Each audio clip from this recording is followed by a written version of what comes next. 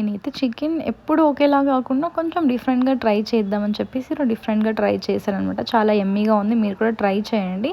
First అయితే చికెన్‌ని 2, 3 times బాగా వాష్ చేసుకొని అందులో కొంచెం సాల్ట్, పసుపు, కారం, ఆయిల్ అండ్ కొంచెం కర్డ్ వేసుకొని పీసెస్‌కి ఇవన్నీ బాగా పట్టేలాగా బాగా మిక్స్ చేయాలనమాట. సో, ఇక్కడ చూస్తున్న విధంగా మిక్స్ చేసుకోవాలనమాట. పీసెస్‌కి అంత బాగా పట్టేలాగా. ఇలా మిక్స్ చేసుకున్న తర్వాత ఇది ఒక 1 అవర్ ఫ్రిడ్జ్‌లో పెట్టేసుకోండి. అండ్ ఇంతలోపు మనం ఒక పేస్ట్ రెడీ చేసుకోవాలి చికెన్ కోసం. ఎలా చేసుకోవాలో చూద్దాము. ఇప్పుడైతే ఆయిల్ వేసుకొని ప్యాన్‌లో కొంచెం మీడియం ఫ్లేమ్‌లో పెట్టుకొని సిమ్‌లో పెట్టుకున్నా బెటర్. లేకపోతే మాడిపోయే ఛాన్సెస్ ఉన్నాయన్నమాట. అండ్ ఇందులో కొంచెం 2 లవంగాలు, యాలక బుడ్డలు, కొంచెం ఒక చెక్క అండ్ బిర్యానీ ఆకు వేసుకొని కొంచెం ఆయిల్‌లో ఫ్రై అయిన తర్వాత ఆనియన్ వేసుకొని ఫ్రై చేయాలనమాట. ఇవన్నీ కొంచెం ఫ్రై అయిన తర్వాత అల్లం తీసుకొని చిన్న చిన్న పీసెస్‌గా కట్ చేసుకోవాలి. లైక్ నేను చూపిస్తా చూడండి. ఇలాగ వేసుకోవాలనమాట. సో, ఇవి కూడా కొంచెం ఫ్రై అయిన తర్వాత మనకు గార్లిక్ లేకుండా ఎలా చికెన్ అవుతుంది చెప్పండి. సో, అది నేనైతే ముందుగానే ఒలిచి పెట్టుకున్నాను. సో, అలా కొంచెం వేసేసుకున్నాననమాట. సో, ఇవి అన్నీ వేగిన తర్వాత క్యాష్యూ నట్స్ యాడ్ చేసుకోవాలి. ఒక పిడికెడు. సో, ఇది ఆప్షనల్ మీకు క్యాష్యూ నట్స్ అనేది వేసుకుంటే మాత్రం ఫ్లేవర్ చాలా బాగుంటుందన్నమాట టేస్ట్‌గా. మీరు కూడా ట్రై చేయండి. మీకు ఇష్టమైతే వేసుకోండి.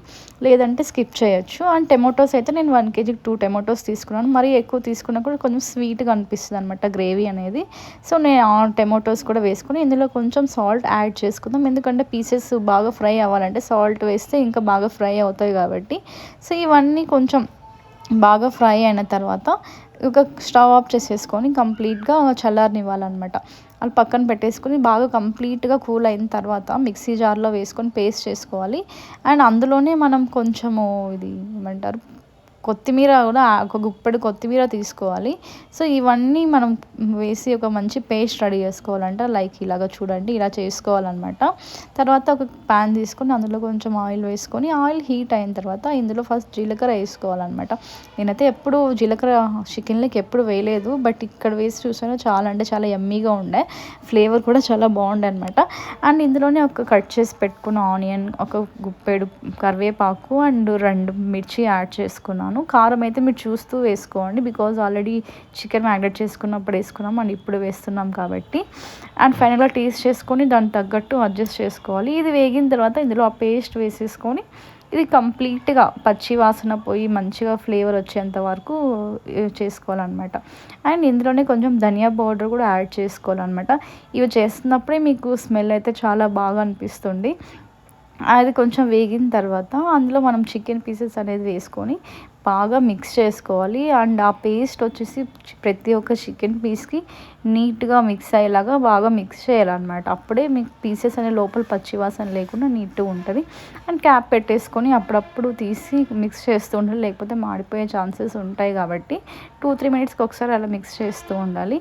అండ్ ఇక్కడైతే నేను చికెన్ మసాలా యాడ్ చేస్తున్నాను.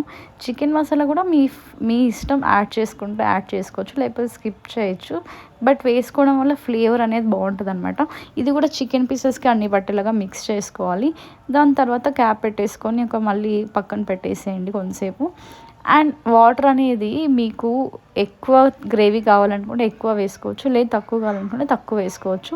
మనకు గ్రేవీ థిక్‌గా కావాలి కాబట్టి నేను జస్ట్ ఒక కప్ యాడ్ చేశాననమాట 1 కేజీ చికెన్‌కి.